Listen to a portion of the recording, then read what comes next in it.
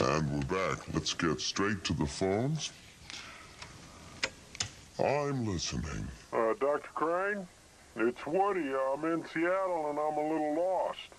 Well, Woody, in today's fast-paced, high-pressure society, that's not uncommon.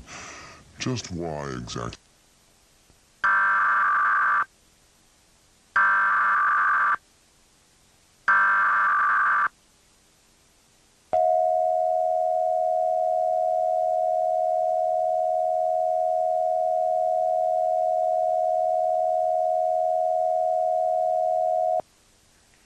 This is the Maryland Department of Emergency Management with the coordinated test of the emergency alert system.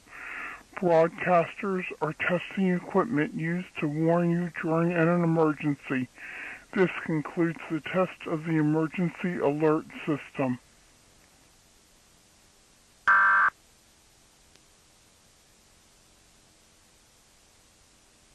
Believe it or not, listeners, Woody and I are picking up right where we left off.